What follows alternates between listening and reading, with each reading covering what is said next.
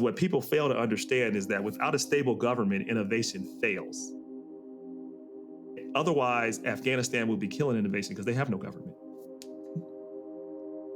Government is a part of, done right, a stable government promotes innovation, not the other way around. Innovation does not promote a stable government. And if so, I want people to give me one example of a place where there's a lack of a stable government where people are just killing innovation. I'll wait.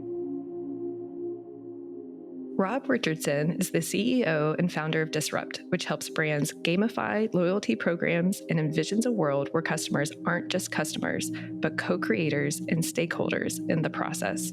Rob is also the founder of Disruption Now Media, a platform that connects entrepreneurs, creators, and leaders through immersive events and educational content. This platform includes MidwestCon, a one-of-a-kind conference and cultural experience where policy meets innovation, creators ignite change, and tech fuels social impact. Rob curates and is head of programming of MidwestCon, in addition to being the host of the Disruption Now podcast, where he has conversations with disruptors focused on impact. When Rob was appointed chairman of the University of Cincinnati's Board of Trustees, he became the youngest person to serve in the role in the university's history. In his tenure, he established the 1819 Innovation Hub, where industry and talent collaborate to spark groundbreaking ideas.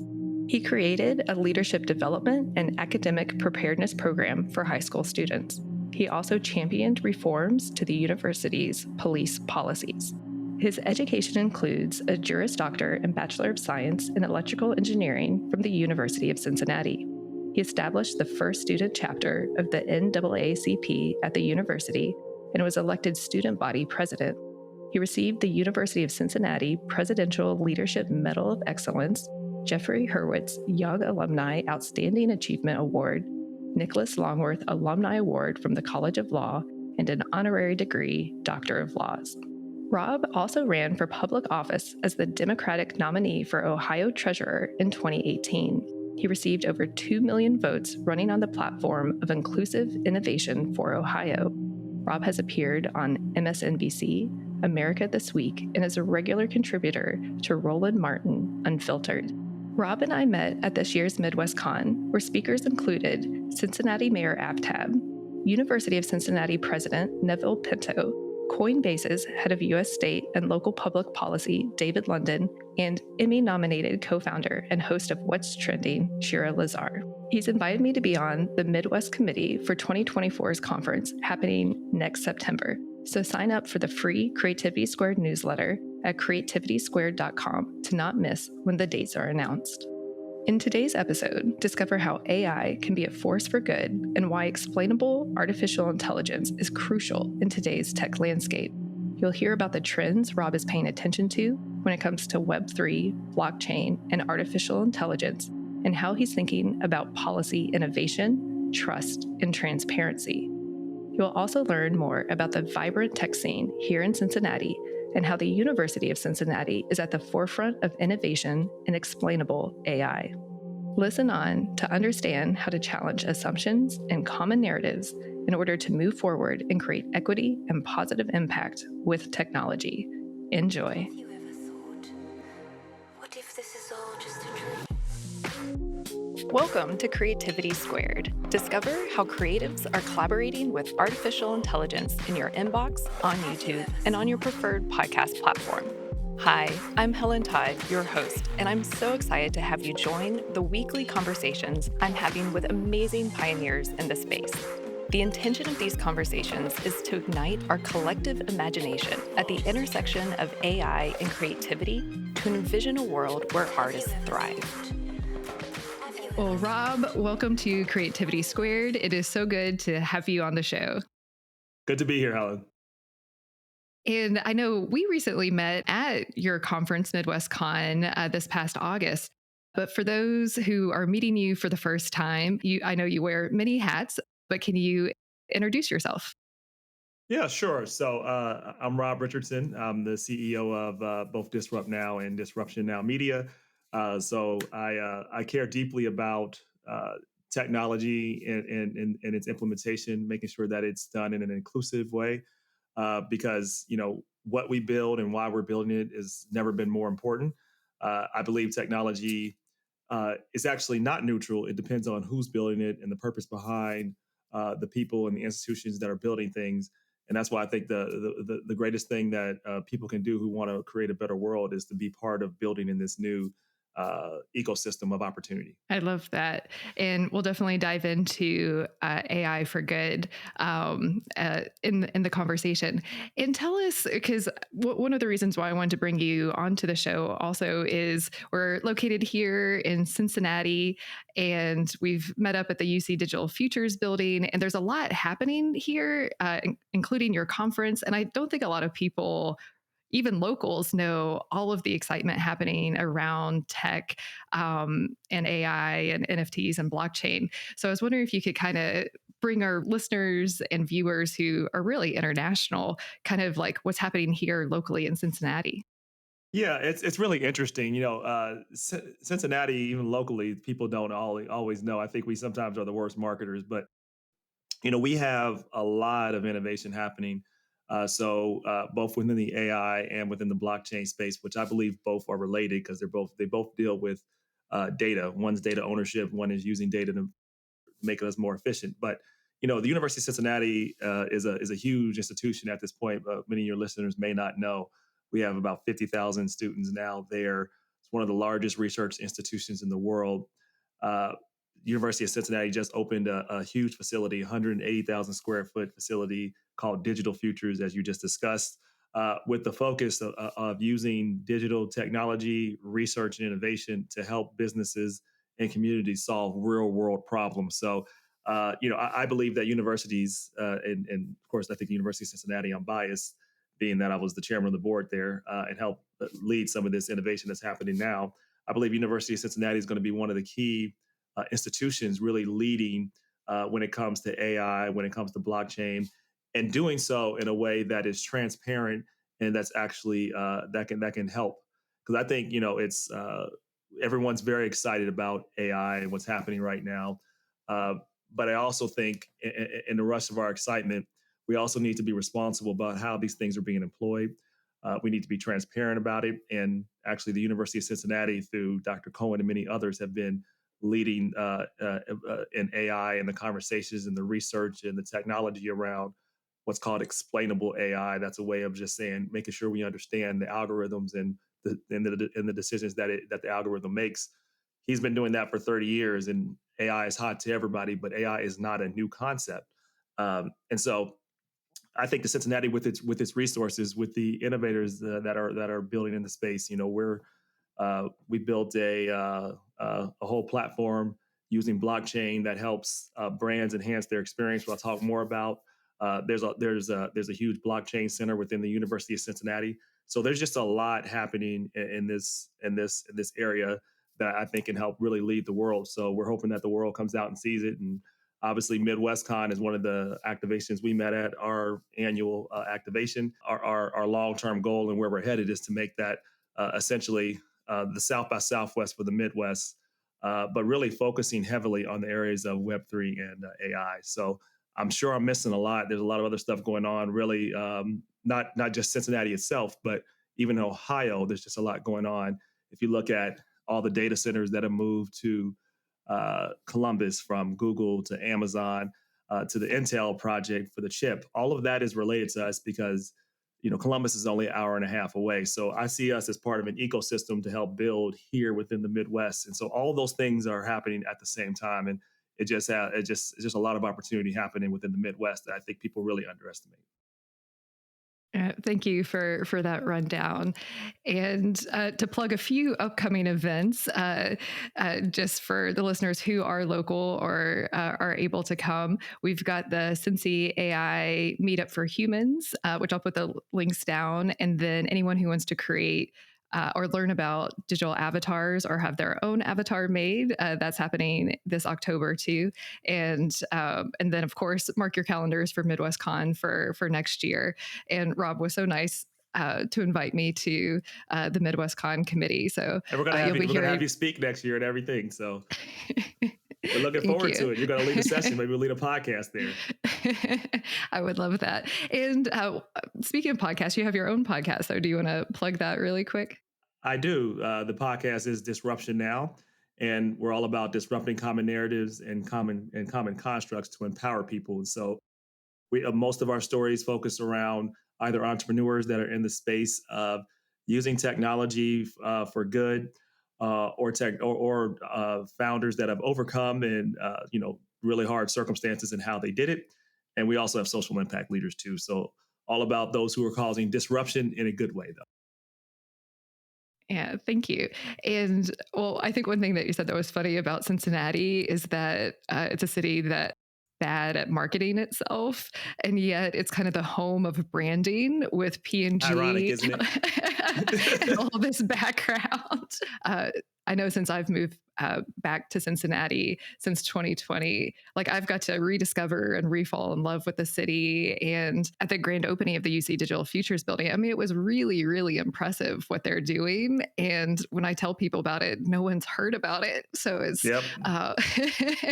we're helping change that one conversation at a time. One person that's had a kind of a through line through all of these, whose research was featured at the UC Digital Futures building. He was on stage at MidwestCon, and on your podcast is Javier, who studied at UC and now is doing a postdoc at MIT on algorithms and transparency. So I'd love to hear from your opinion, since you've got to talk to him on stage and on your podcast, Sure. kind of his perspective, because I think it's really interesting. Yeah, Javier is such the underachiever, right? Researched at UC, then went on to do a postdoc at MIT about explainable AI, which I didn't even know what explainable AI was until I met him. So, what explainable AI is, it's providing transparency behind AI. So, we also have a very, very good podcast, full length podcast with him. I'm sure you're going to have him on too, but at Disruption Now, you want to check it out on YouTube or disruptionnow.com. You can find it or wherever you listen to podcasts. But I'll say this: it's the basic part of this is like when an algorithm makes decisions, we don't understand most of the time how it's making decisions.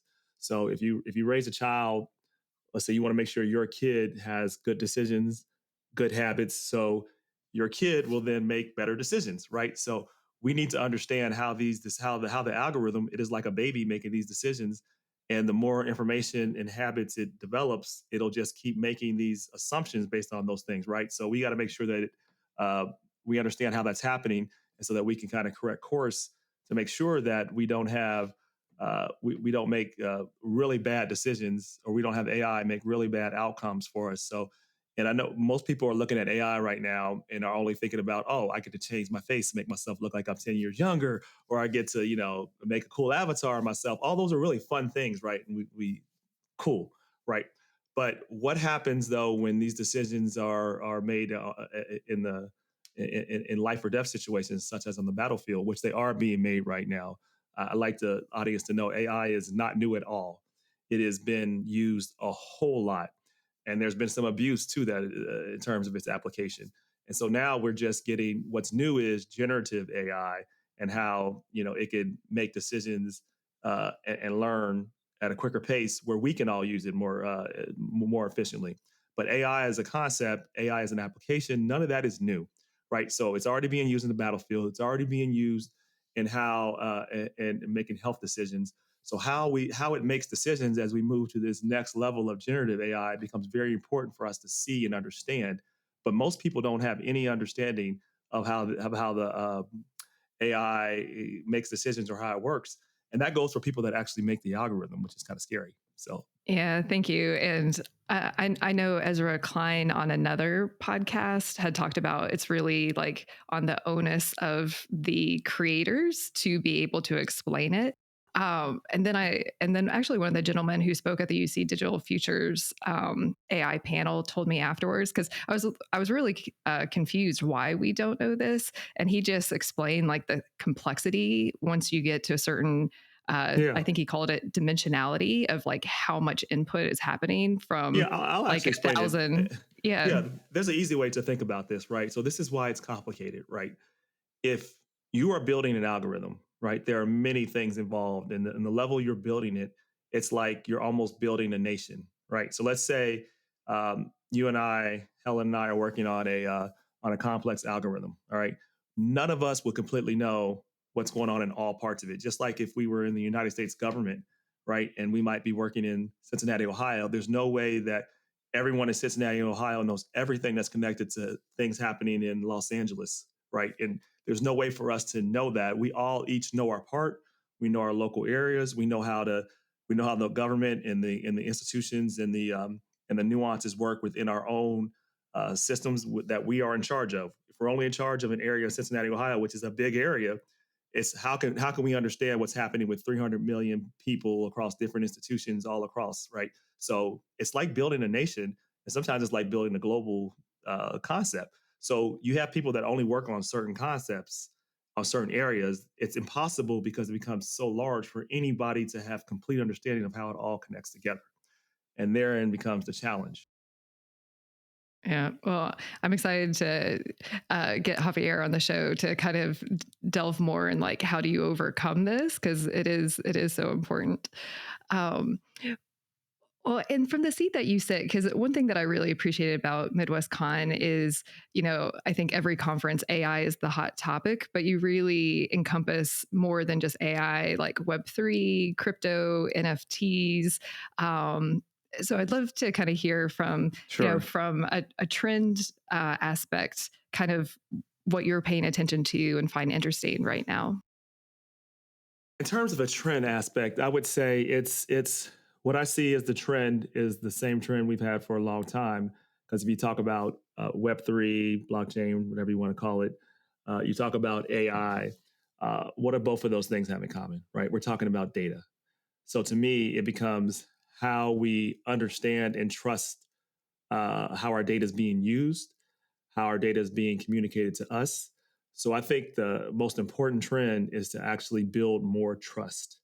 And if we don't build more trust for all of our prosperity, it can end up really backfiring on us, right? So if we have systems that we cannot trust anymore, if we can't trust what's being put in front of us, if we can't trust any institution to be transparent about how our data is being used, it creates dysfunction. It creates dysfunction within society. And I know I'm being dramatic here, but I think given the state of the government and given the state of the world, I think there's reason to be dramatic, right? So if one can use AI has such great potential, and I believe in AI, right? But we have to also have, and this is why we focus on policy innovation, right? When people don't think of policy and innovation together, but they need to be thought of together because we need to start having conversations more and more with those who are governing us, the researchers like Javier, and the founders. And there needs to be real collaboration.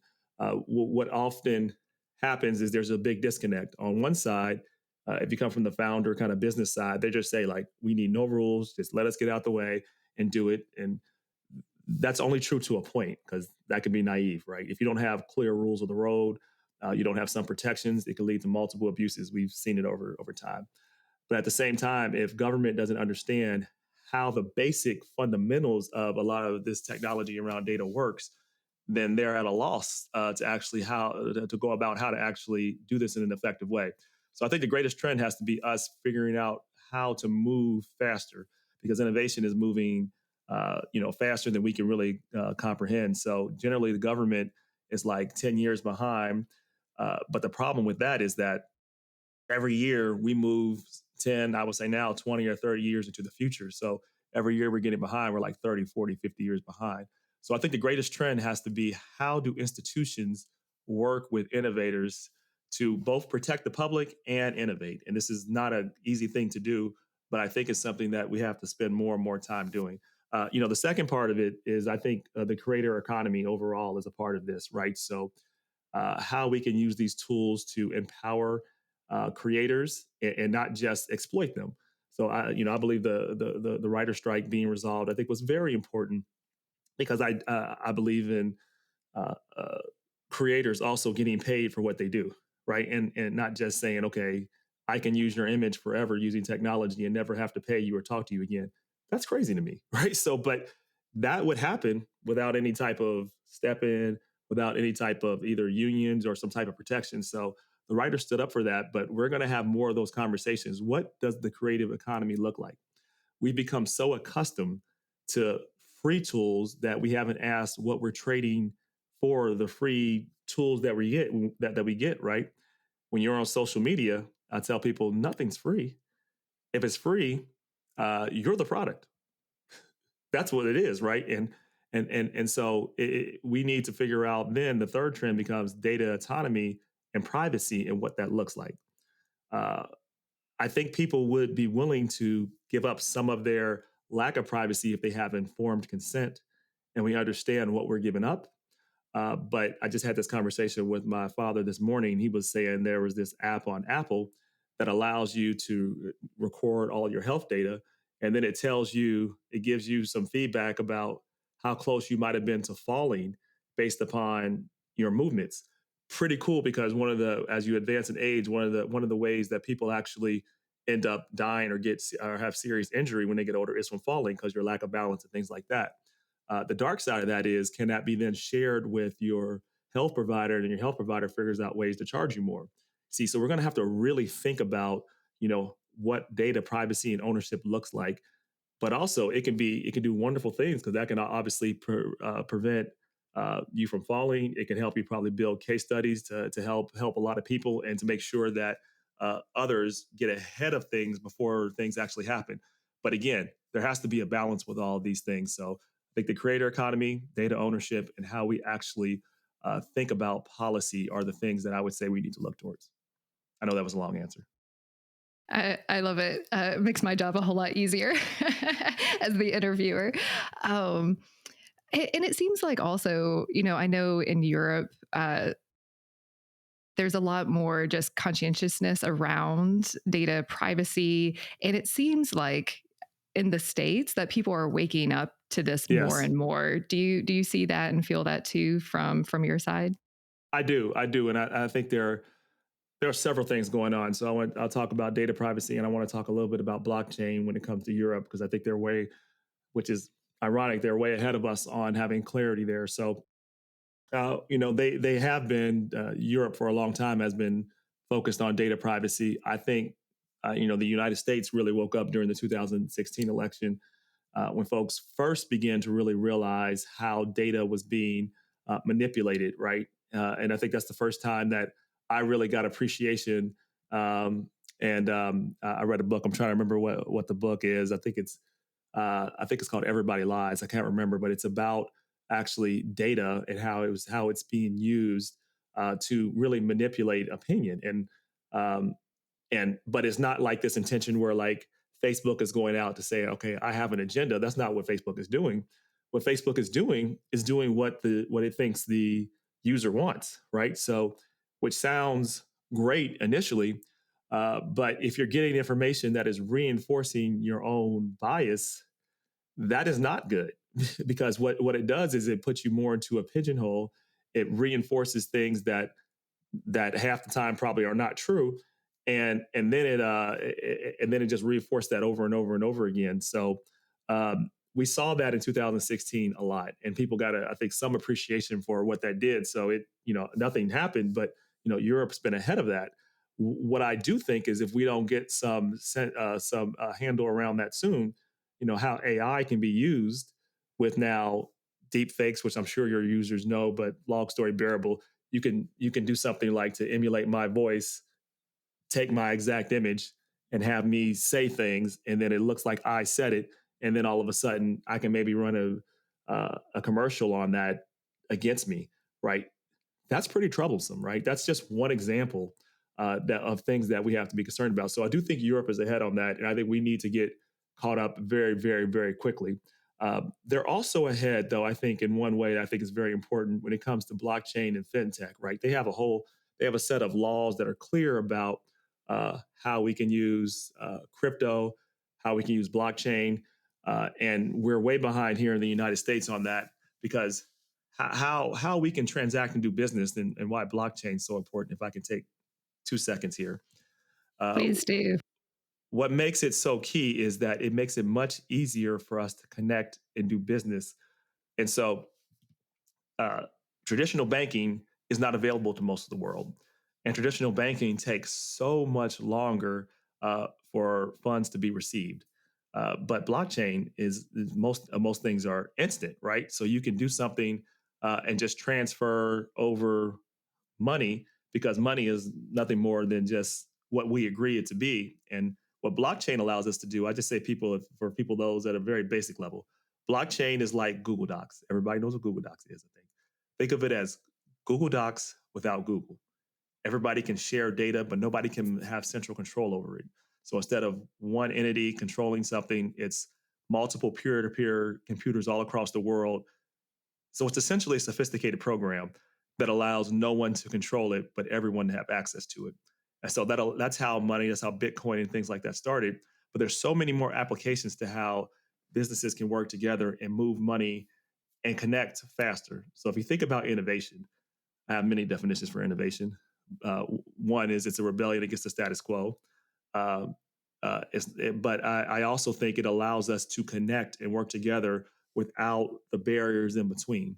And so that's what blockchain allows us to do. It allows us to send money to one another. It allows us also to have digital ownership, right? Because what I explained what how basically crypto work. We can just have a ledger. We all agree that this is what it is, and nobody can manipulate that, right?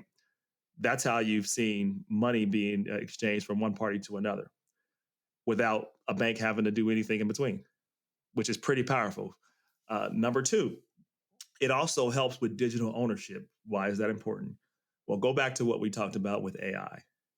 AI at this point has a lot of upside, and I believe in it. But there's also things we have to keep guardrails on. Talk about ownership of your assets, of what you create. How do you verify that? You know, a blockchain that's decentralized, we don't have to go through right now with AI. Who are the big players in AI? Essentially, Microsoft and Google. So what we're saying right now in Google We Trust, right? We have to then say they get to verify what all the data is, and we don't know how they're verifying what is what. And I'm not saying they're doing anything nefarious. I'm just saying trust but verify. We shouldn't have to rely on one or two sources to figure out if this data is authentic, if this is actually Helen that produced this, or is this somebody just an AI that copied off of it? So digital ownership of blockchain, this is what people call fancy NFTs. There's another way it can apply. That's a digital fingerprint that each one of that a person can own, and nobody can then change that over time. And if that's your image and you decide that that's your digital ownership, digital copyright, it can be a way that you can trace it. And check this out, eventually it could be a way that you can get royalties off of that for life and to make that automatic. So like I see blockchain and AI as being integrated together. And what I want to get people away from is people get so lost in trends that they just say it's only AI and Web3 is over. That is wrong, right? It's just a fundamental misunderstanding of what's happening. AI is another application of how we're going to use the next iteration of commerce and the internet. Yeah, I love that. Don't trust, verify, especially as we're coming into, 2024 elections and world elections. And even you don't even need deep fakes. You could look at No, the Nancy Pelosi video that just slowed down traditional video editing to manipulate it. yep, So that whole like, is it real or is it not? Yeah, don't trust anything that you see. Verify it first. I think absolutely. will be very big. And one interesting trend on the blockchain front is, I've had a social media agency for 13 years, and Facebook, now Meta has kind of been, what is it, like the bat signal for me. Like when they announced VR, I was Yeah, like, okay, I should pay attention to VR and stuff. But yeah. with their new Twitter like platform Threads, I think something Threads, that's yes. really interesting is that it's going to be partially decentralized. And with Meta being so, data is their oil as with everyone, but open to a decentralized application of Threads, I think that's a really interesting signal to pay attention to as well, because they see where the trend is also going. Yeah, I mean, I agree. I think people are going to want to understand and control some of their own fate, or at least understand how they can be connected, right? So I see the trend is going more towards authenticity, like and making sure that you have a way to develop and connect with your community, right? So this is something we talk to brands about at Disrupt Now, and part of what we do is help brands connect with their community across all platforms. and see their and really gamify loyalty experiences, gamify brand affinity. That's the definition of essentially what we do. But doing that in a way that enhances authenticity, right? So being able to you can use AI to understand your consumer, but you should be transparent about it and then connect with them everywhere that they go in a way that builds something that they want, right? So right now it's we kind of just brands go about trying to track and work with people by just trying to just track them and try to figure out where they are everywhere and learn their behavior. And some of that works, and I'm not saying that doesn't work. What I'm saying is to really take that to a level that where the uh, your customers are seen as more as your community. How can you figure out ways to co-build with them to make them stakeholders? Doing that takes more upfront work, but I believe that the long-term trend is that's going to pay back more because those are the brands that people will connect with that will really take their not only their profits but their interactions with that consumer to the next level. Because the people that are that really care about connecting with that brand and that are tied to digital experiences, they will enhance your exposure. And so making sure that you know how to reach them and connect with them where they go is going to be really the new trend for brands. For individuals, I think as AI becomes more prevalent, which it will, as we see more deepfakes, as we see more cybersecurity attacks that are going to increase, people are going to become more and more just distrusting of what they see. So they have to find ways to have to say that they are owning their own opportunities, that they have the freedom and autonomy to be able to make their own decisions, and they're not being manipulated in their decision making. I do think more and more people are going to become more skeptical, which could be a good thing, but it also could be a bad thing, right? Because then people could then be skeptical about everything. Oh, I should never take a vaccine again. I should never do this. So the more you build things that are, uh, the more you build the more you institutionalize manipulation. Let's say that the more you build wider distrust that can have greater effects for society. So I think we have to think about ways to uh, build trust and make it clear that people are getting a chance to make their own decision, take ownership of their own data. Because in the very near future, that is right now, your data ownership is really determining how you navigate the world. There's a really good documentary that it's long, but it's on YouTube called Hypernormalization by Adam Curtis. And I need to rewatch it. And it was before 2016, but he weaves in the history of algorithms, Trump and Assad all together in a really interesting way. But basically from the outset of I forget the name of it. I want to say it was like Liza, the first computer where the gal just sat in and or it was a psychologist assistant, and it just mirrored back what the person typed in of like, I'm feeling lonely, and the computer would just say, oh, I'm sorry, oh, you're feeling lonely. And Right. within a couple of minutes she was like, oh, can I have this privacy with the computer? And that was like the onset of algorithms just mirroring everything back to us. Yeah. um, which is really fascinating. But I think one policy thing that I would love to see is just media literacy in our schools, because I don't think that that's widespread enough. And I feel like an easy low hanging fruit to hopefully get across the board, but I don't know where that's at We'll all. see. I think you make a good point about the reflecting of ourselves in terms of algorithms, and we have to really ask the question too: what happens then when the algorithms actually know us better than we know ourselves? Right? Because that's possible. I think that's probable. Is that something that we actually want? Right? These are things that we have to think about. Who gets to own the algorithms, and what do we want algorithms to do? Another question to ask. Do we want algorithms to be running corporations? They can do that. I'm sure they can at some point soon, and, ha- and just have a few of the super elite who have access to the super algorithms. Uh, do we want them owning property? Sounds weird. Sounds weird, an algorithm owning property, but I'll ask you this question, Helen. Uh, who owns most property in the world right now? Is it actually people that own them? I mean, there's stories coming out that I think three corporations will own Yes. most houses, like 60% of houses in the US right now, which There you I there find you go. somewhat problematic. Yeah.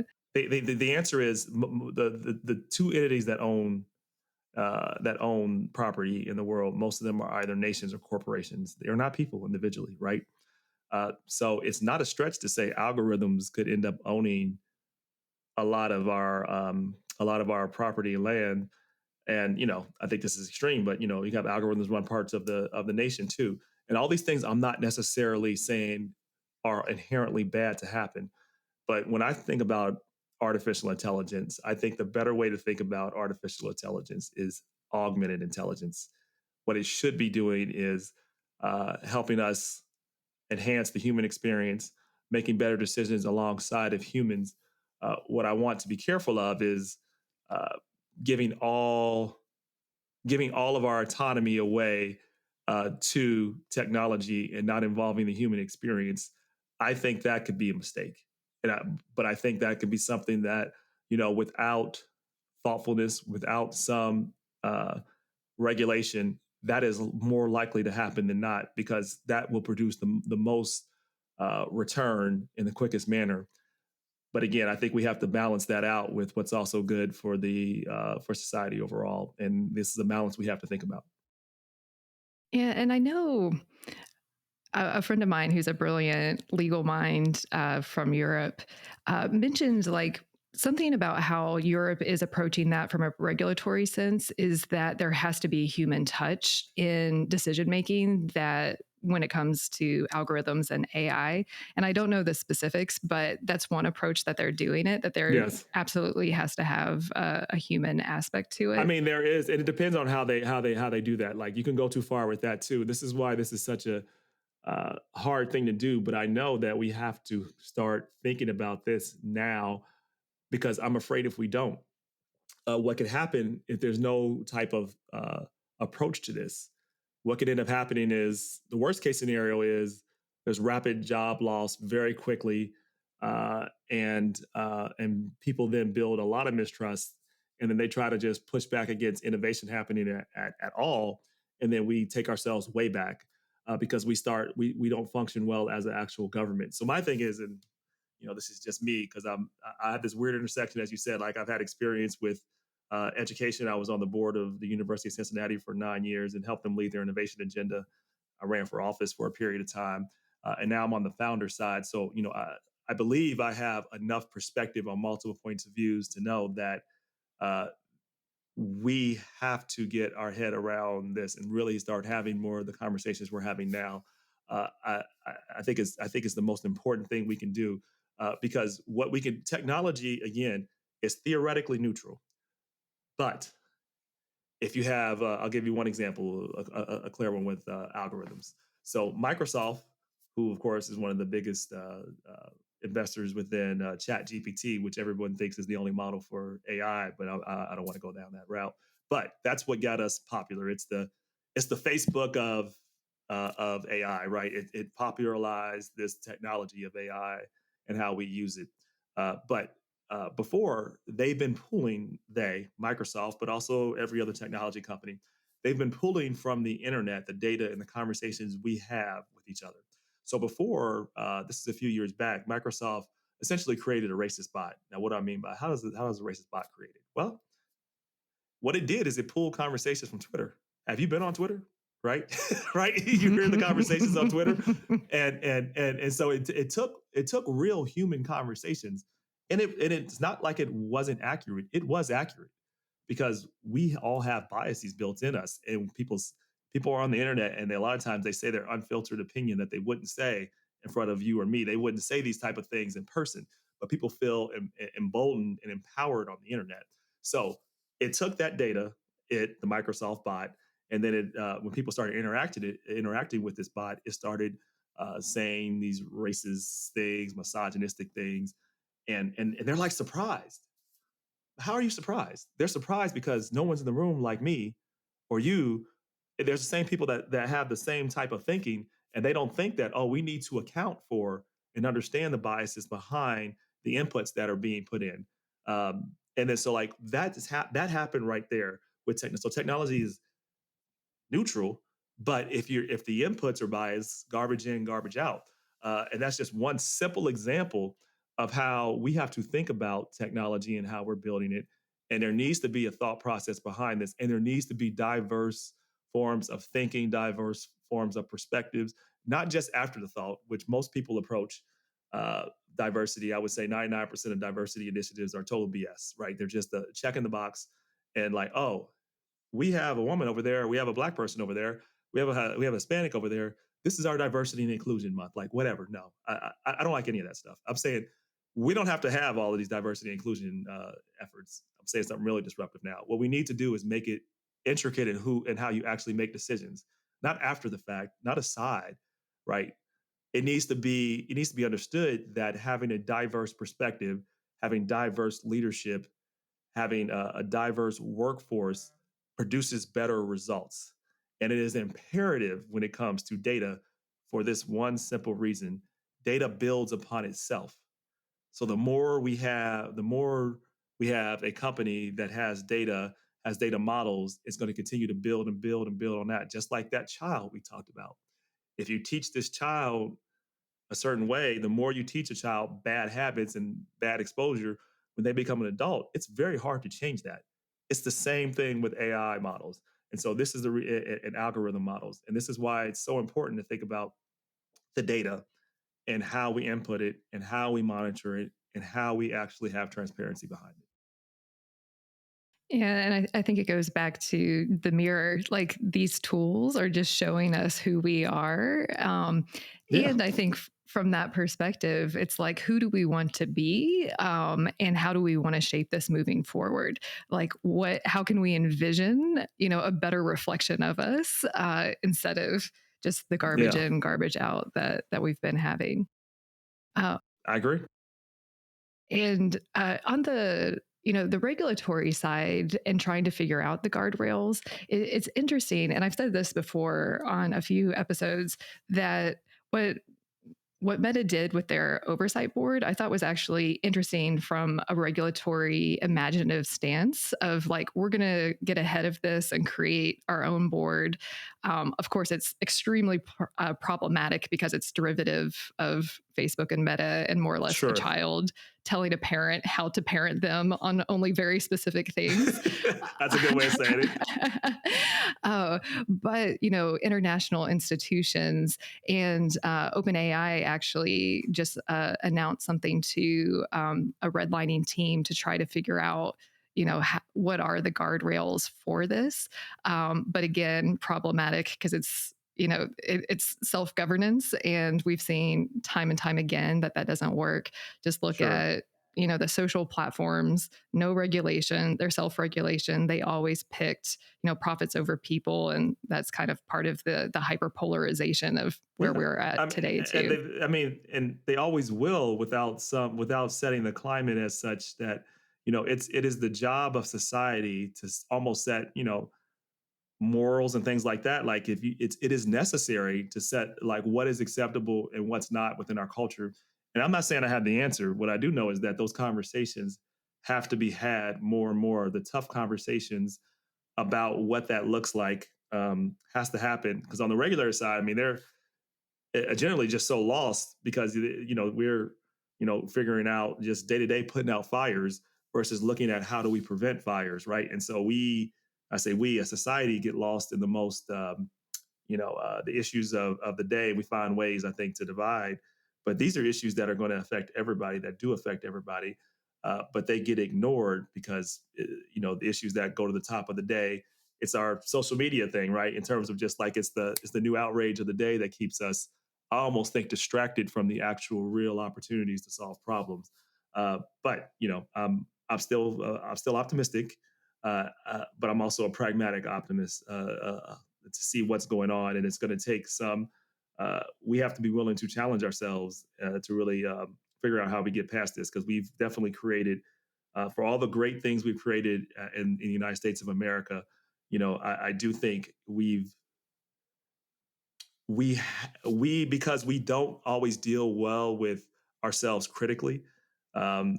we have trouble adjusting. So when the first thing you learn when you go to counseling is that if you avoid a problem, if you avoid tackling a problem, it just makes it worse.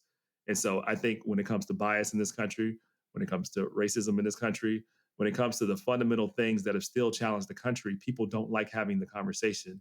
They think if we just move past and never talk about it again and pretend like it's never issued, then we'll get past it. No, it just makes it worse because then you just bury it and then you don't actually address it. So that's why I say when we have these conversations about diversity and inclusion and they're seen as a side effort versus an integral part of how you make decisions, it doesn't change things. So anyway, sorry, I went on a whole session there, but Yeah, I don't know I love why. rants. Well, and one thing that another guest on the show, Gerfried Stalker, pointed out also on the, you know, how do we want to envision a better world from a regulatory sense or just in general? And one of the things that he said, which has stuck with me too, is that it's also a very Western thing to think that we have all the answers. So when we talk about, diversity of thought and lived experiences, that it can't just be a Western perspective, That's exactly right. saying that we have the answers. So every time these come up, the voice in his head from that interview keeps popping up. Um, but Yep, I agree with that.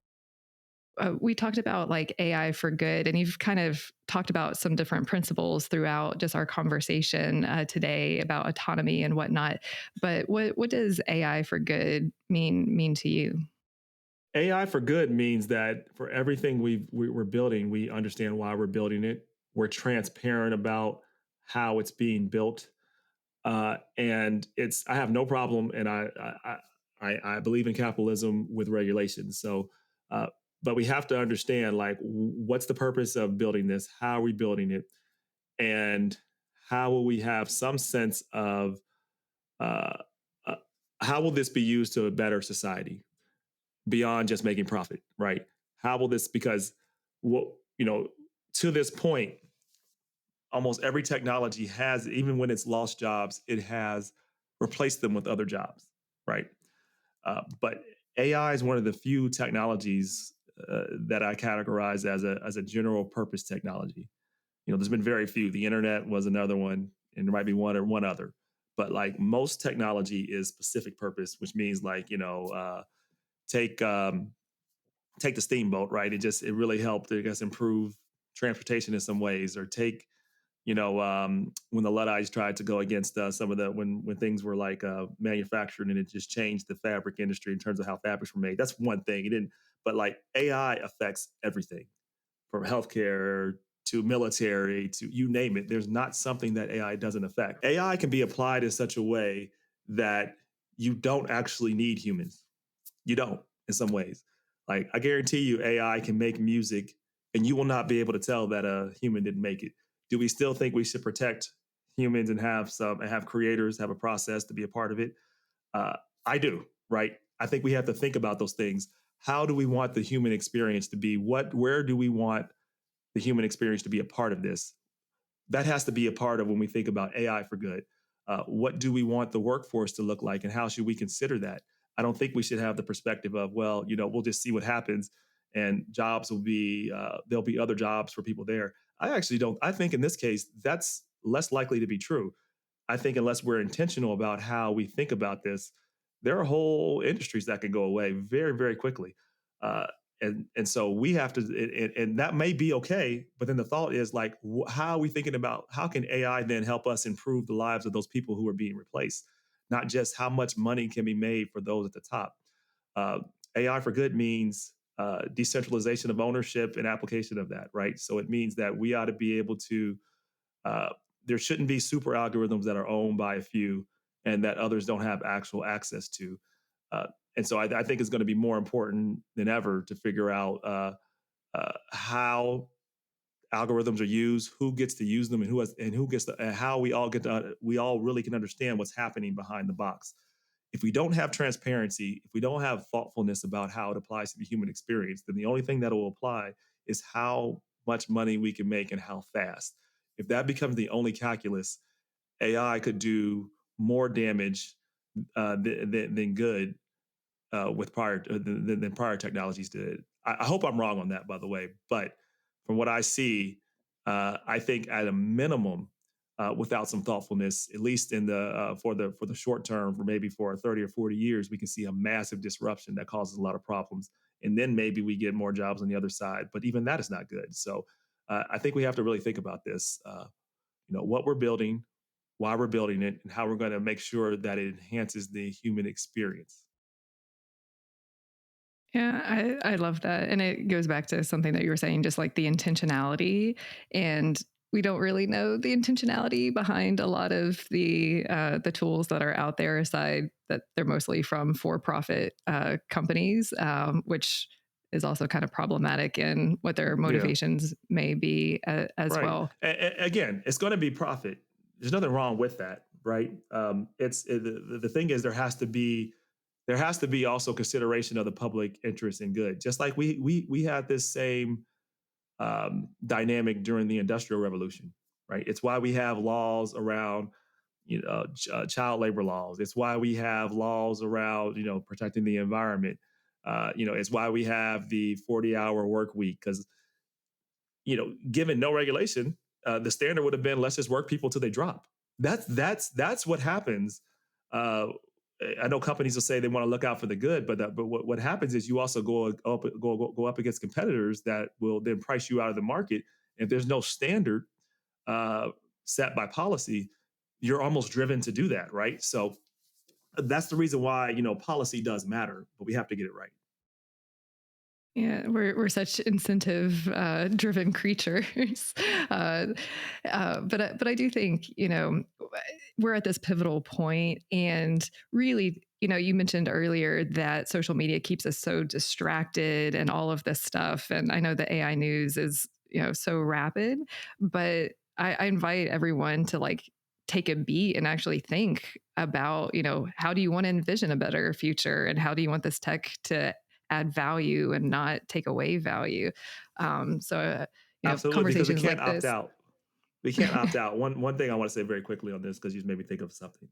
Like there are people that are listening to us right now to say, "Well, I don't want any part of this, right? I don't want to do it." But listen, the technology is going to come, so we have to then. You should. I encourage everybody listening to actually learn about AI. It's not nearly as complicated as people make it out to be.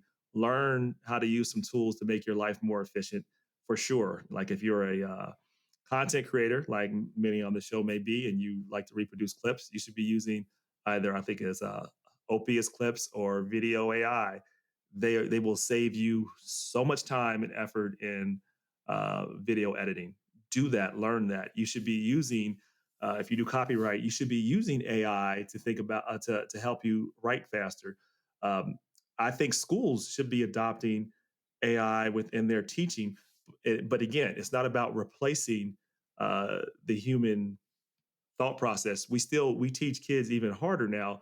Okay, you now need to make sure you understand how to think about things at a level of complexity because now in order to do AI right, you have to explain things differently and understand it actually at a higher level. Otherwise, you get garbage out. We can do things with kids like I've seen a interesting idea that people have done AI rap battles where they've had kids come up and rap, and then they have the computer kind of rap battle against them. But what you're teaching kids is like, okay, you still need to understand. You can put stuff into AI, but you still have to understand how to come up with basic structures, how to critically think, how to frame things. Because if you don't frame it right and understand how to critically think, you won't get a good output from the algorithm. So I'm not of the belief that we should be telling kids, no, don't use any chat GPT. I think that's crazy. I think we should tell them this is what you can get. But listen, as I show you, if I approach it this way, if I understand how to actually break up structures, if I understand how to think and frame a problem, I get a much better result than if I just try to put something out there. And so if we can teach our kids how to use these tools in a way that helps them actually see that, oh, I can use this knowledge to enhance what I can do, that will help them. So I do want everybody listening to me to say you should embrace AI. So those who are skeptical about tools, you should embrace it. For those who are founders in the space, you have a responsibility to make sure that you are creating something that is making society better.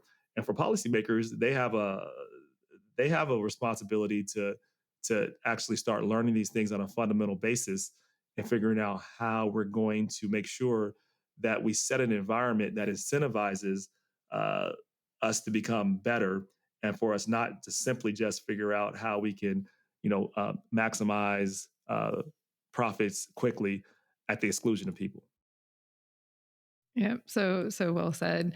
And one little anecdotal story: one of your high school volunteers at MidwestCon reached out to me to.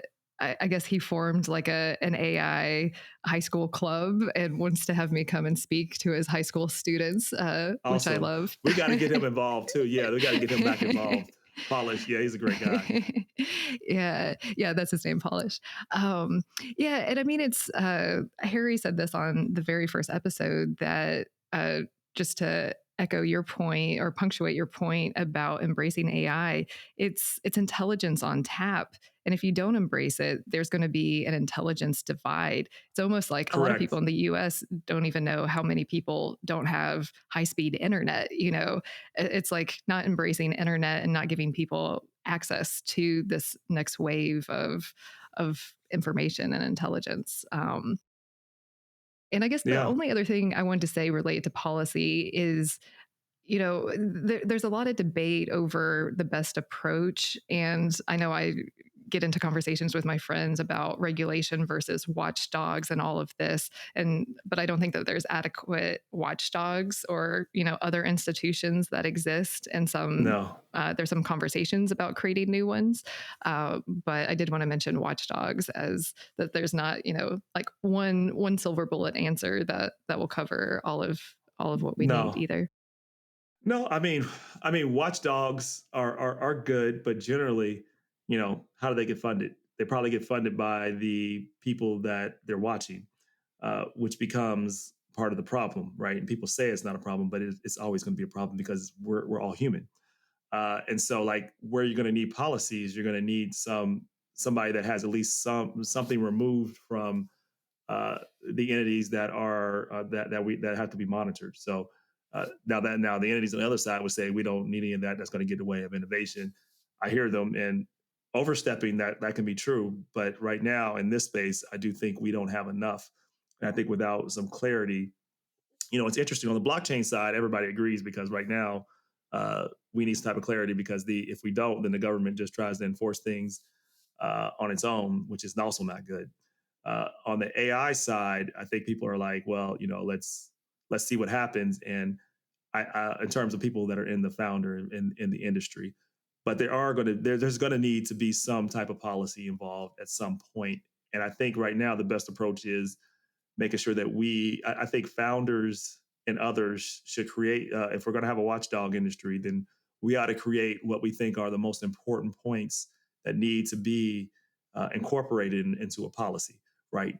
I think people often do these things just to say, well, we don't need policy because we have this.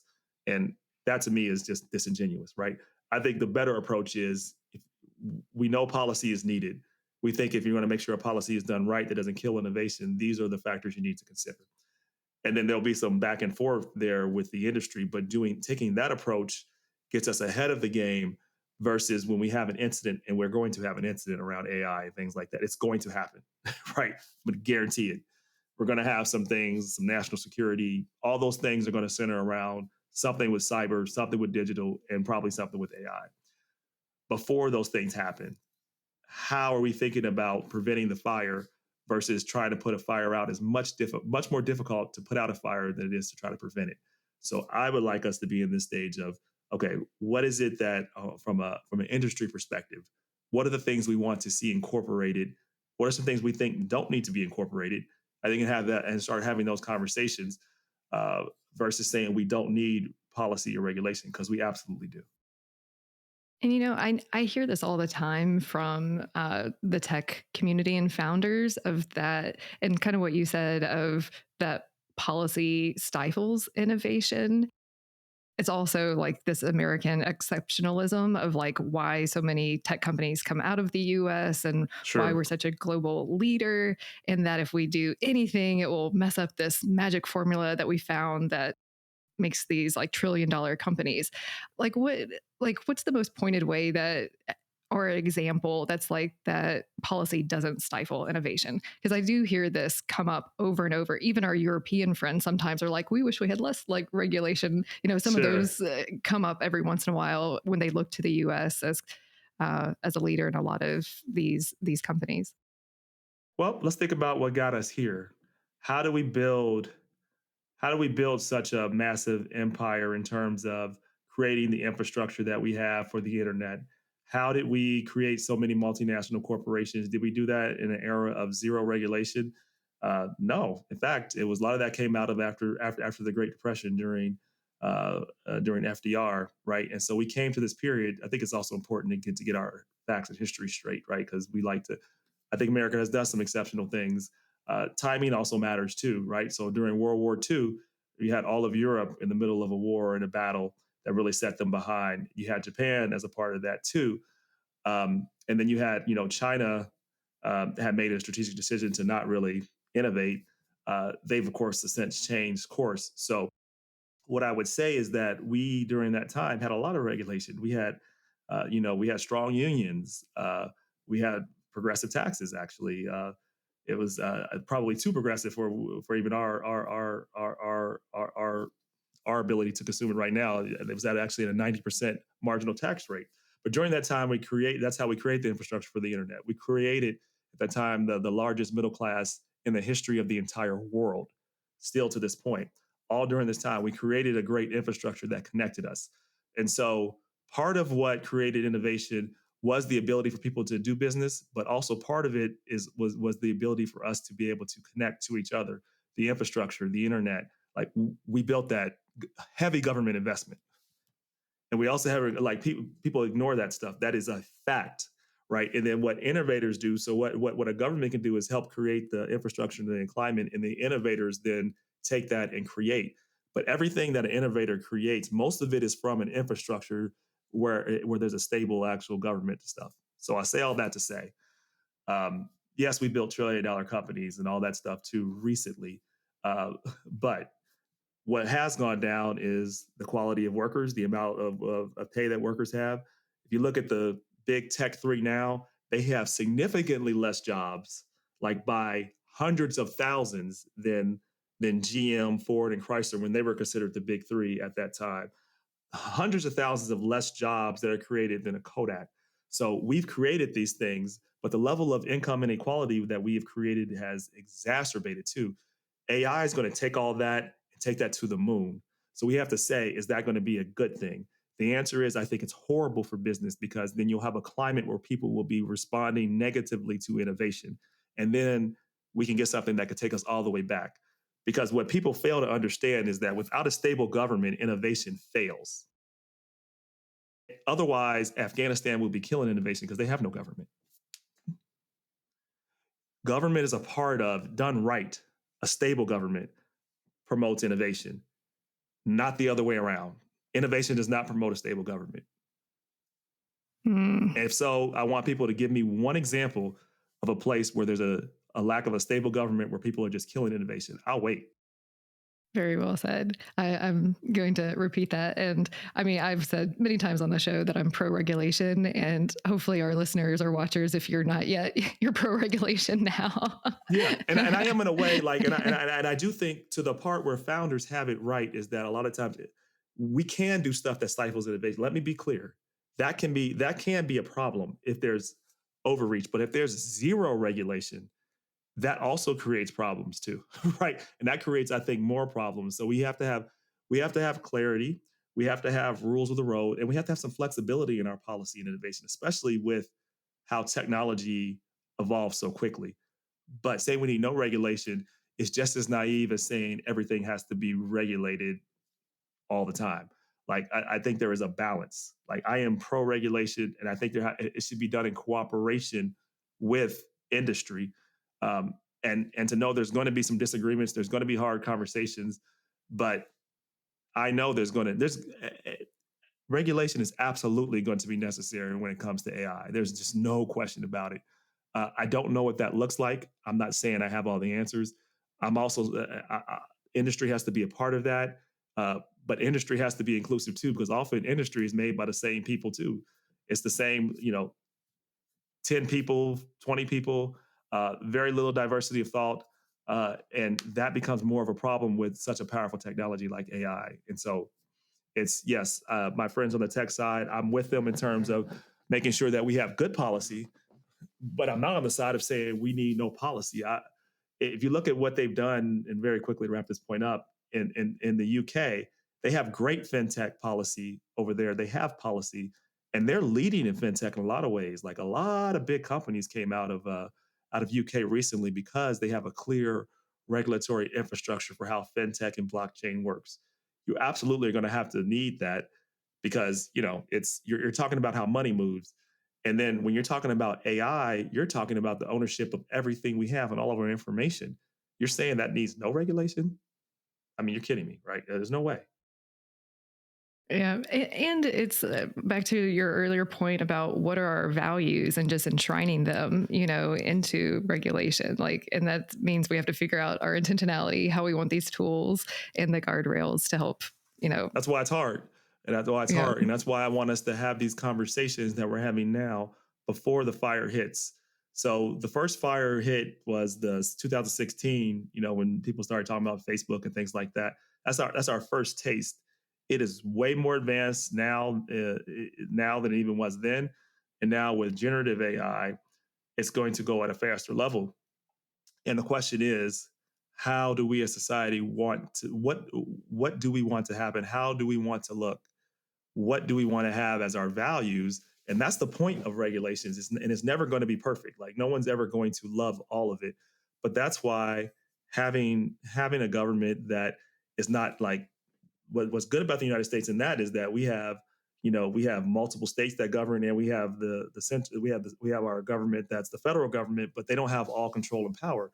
So that's why we have protections of courts and things like that. So that's my comeback to a lot of the folks in the tech industry. Like we have a good system for overreach within regulation as well. This is why we have a balanced government, but you certainly need rules of the road uh, in order to incentivize companies uh, to, I guess, to aspire to their better angels, because sometimes we'll all just get lost on just how do we get the next dollar and think for the short term at exclusion of the long term. Yeah, so well said. Well, I know we're getting close to the end of the interview. Unfortunately, I feel like we could keep going all day on this topic. But if you want our viewers and listeners to remember one thing from this conversation or about MidwestCon or Disrupt Now, what's the one thing that you want them to walk away with? Well, I would say that we all need to do more to become active, informed citizens when it comes to how we receive information and how we think about problems. Disrupt in terms of our brand overall. It's about really challenging common narratives and the constructs, the things that are put in front of us as the truth. I want people to challenge their own beliefs and be willing to challenge themselves. We have to be willing to do that in order to move forward. So, with MidwestCon, what we focus on is the conversations we have now. You can go to midwestcon.live. We're going to be announcing when the next conference is, but we're also going to have activations different parts of the country, and of course, in different parts of Ohio. Um, I just want people to challenge themselves to be the best version of themselves, and we can only get that by challenging our existing beliefs and understanding that if we want to move forward as a society, we have to be willing to work past our biases, and that is hard to do. I want people to understand that it's hard for me to do, it's hard for you to do, anybody to do, but it's worth doing in order to make a better society. So that I think is the one the challenge of our time, because if we don't, we have the opportunity to really rip each other apart, and technology can help us do that faster. So I want technology to help bring us together to create more opportunities for folks, but that requires us to be informed advocates and citizens, and to not just accept what's in front of us, be it from Google, be it from the government. um, we have to be willing to, you know, disrupt on our own and, define our own path. I love that. Well, Rob, thank you so much for all of your time and for sharing Thank all you. of your disruptive thoughts with us today on Creativity Squared. And excited to see you here in Cincinnati, and definitely everyone, once they announce MidwestCon 2024, mark it in your calendar. So thank you again, Rob. Thank you so much. Appreciate you. Bye. Thank you for spending some time with us today. We're just getting started and would love your support. Subscribe to Creativity Squared on your preferred podcast platform and leave a review. It really helps. And I'd love to hear your feedback. What topics are you thinking about and want to dive into more? I invite you to visit creativitysquared.com to let me know.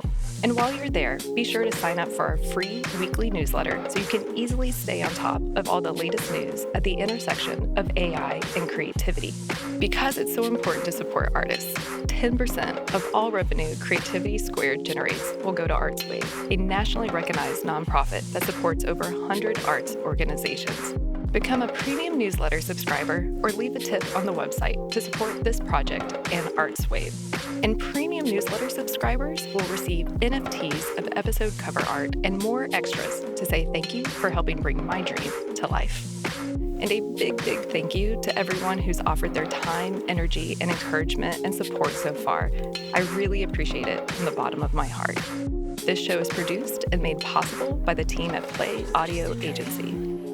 Until next week, keep creating.